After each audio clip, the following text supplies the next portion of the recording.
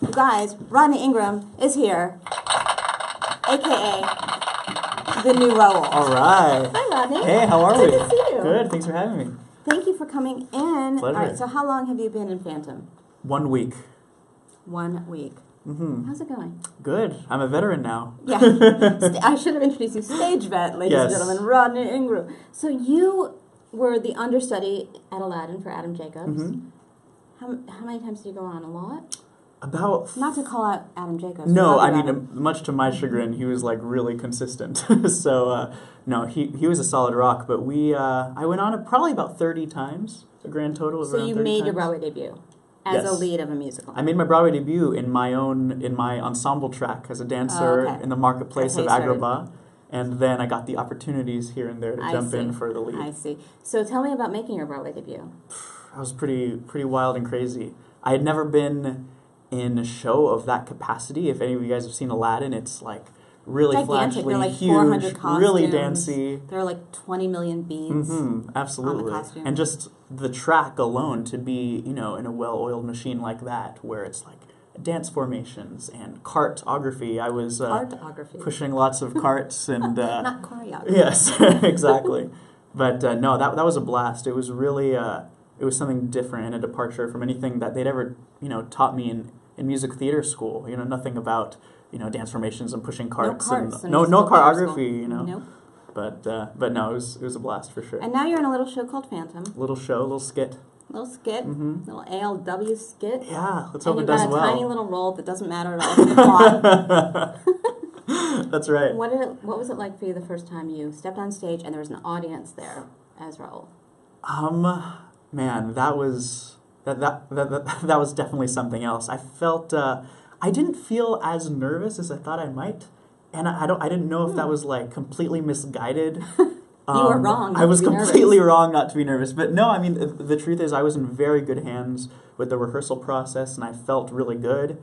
I felt that everything was just kind of a standard procedure, so I felt really excited to just get to inhabit the character and tell this really awesome story in front of an audience. Well, speaking of a well-oiled machine, they must have it down over there. They know what they're doing. Absolutely. I would hope so by now. Yeah. It's been a while. They have it figured out, I think.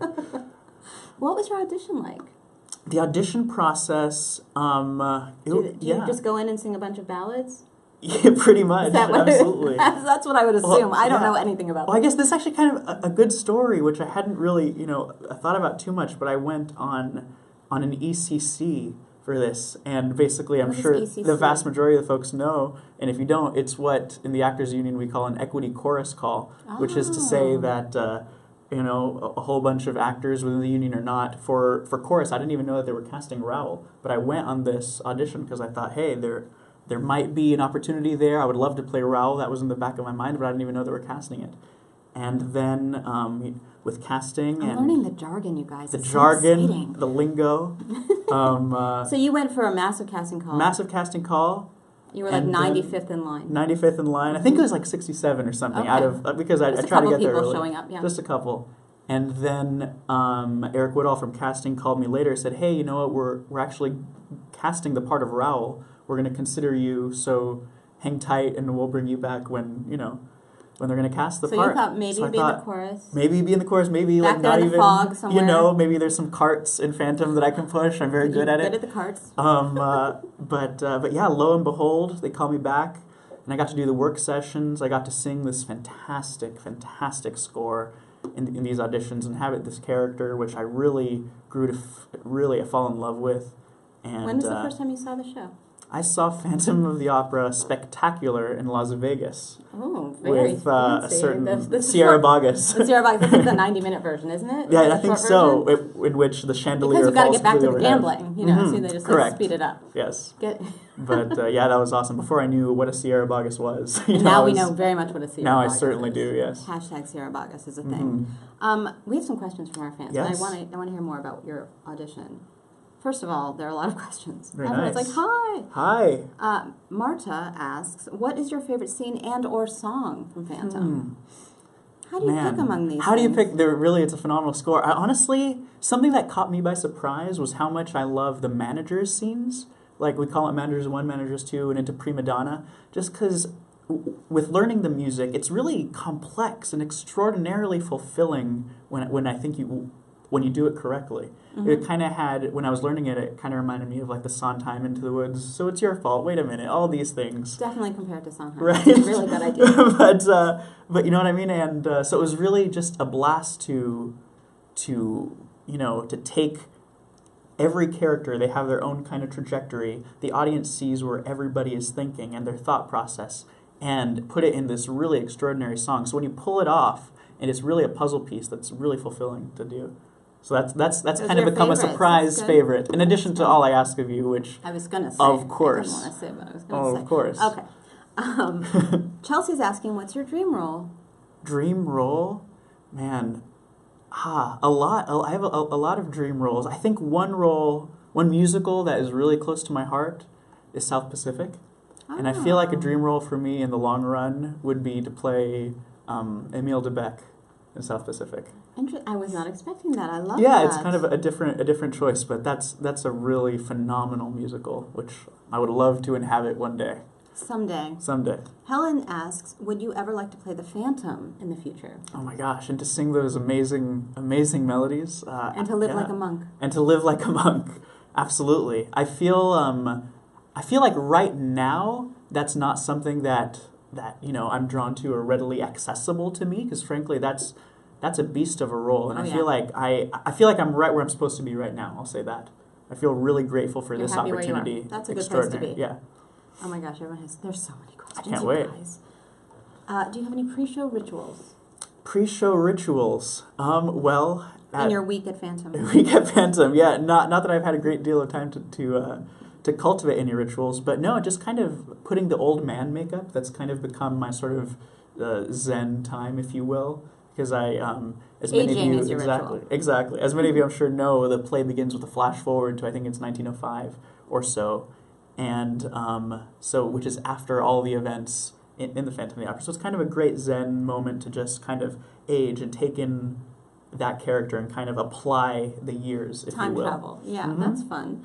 You know, the fans, PHANS, of course, must really be embracing you. Do you feel it? Absolutely. I mean, what an honor, honestly, and I mean that genuinely from the bottom of my heart, to be able to be a part of this legacy of a show, and to be embraced by you guys, because you guys are the heart and soul. That's the reason that we're running, on to the 30th year. I don't want to ask how old you were when Phantom opened. We're not going to ask that question. We won't address it. It's just not important. Mm-hmm. Scott is asking, how long have you been acting professionally? Professionally. So you've been all over the place, first of all. Mm-hmm. You've been off Broadway. I've not been off Broadway, but you were. I know that you did Little Mermaid. Mm-hmm. His resume. And I know that you also studied abroad. So you've really you're a global actor. Something like that. Well, I grew up, actor. to do a brief kind of synopsis. I grew up in Mexico. I'm Mexican American. I grew up in Mexico until I was 16 years old. I went to the American school in Puerto Vallarta, which is on the beach, the same latitude as Mexico City, just due west. And then I transferred for 11th and 12th grade to the American school in Paris. I graduated from high school from France, which was an extraordinary experience. And then came to New York for, because it's the epicenter for music theater after all. And I thought, well, hey, if I'm going to pursue this as a career, this is the place I ought to be. So I came to New York, went to Cap 21 Conservatory, which used to be part of NYU. And got to do a lot of roles there. Yeah, and got to do some nice roles there. And then to answer the question, my first gig outside of school, I did a music theater festival between the years, the West Village Musical Theater Festival. My first summer stock was Gretna Theater in Pennsylvania. And then after school, I did Theater Aspen in Aspen, Colorado. Played Laurie in Little Women, and that was awesome. Nice. It was a blast. Oh my gosh, so many questions. Mm-hmm. Maura, if you could play any other character in Phantom, who would it be and why?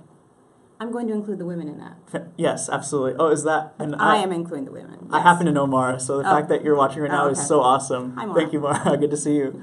Man, if I could play any of the character in Phantom, man, I feel like so many of the characters, they're written so extraordinarily well. They're not just archetypes of people. Like even like Raoul, if it were any other musical, he would be, the romantic leading man going to save the day. but there's so much that's Things are deeper a there. They're twisted, they're sinister, you know. So it's really it's a joy for me to do that. But to answer that question, man. I mean, the Phantom. The Phantom is such a juicy, phenomenal role that I would just love to, you know, inhabit. Why not? Absolutely. Why not? Okay, last question. Okay. And then we're going to go. Deal. What's it like working with that horrible witch? Oh, she didn't write that. That awful person. Shannon is asking this question. Allie.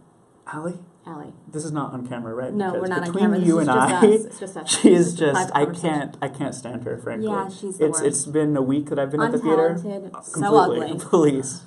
Just it's been a week too long for sure. Just how long is your contract? Just like another week or so? I certainly hope so. Dear God. Okay, I'm sorry. No. Allie, well, first of all, actually, someone else had another question. Mm-hmm. You work with several Christines. Yes, that's correct.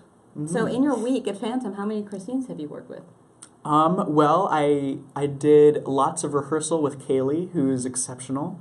And I did some rehearsal as well with Elizabeth Welch, who's the understudy, and she's awesome. Just remarkable people, really. And Allie, also, I must say, you are a class act and a gem of a person. I mean that from the bottom of my heart. We know you're watching, Allie. Of course. I mean, she blocks out every day at 5 o'clock. I'm sure. That's what she I'm does. sure.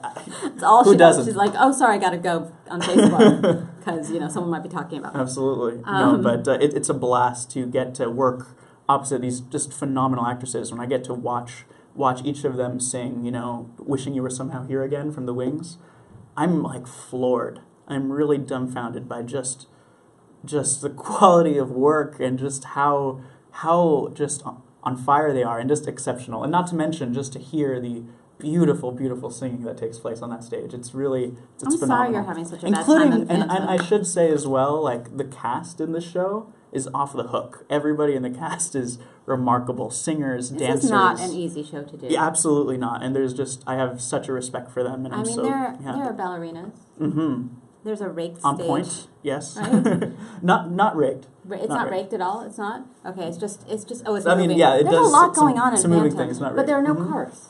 No carts, much to my chagrin. Talk to the I'll talk to them for sure. Talk to the powers that be about that. Absolutely. I think if you have a Raoul needs a cart, I think.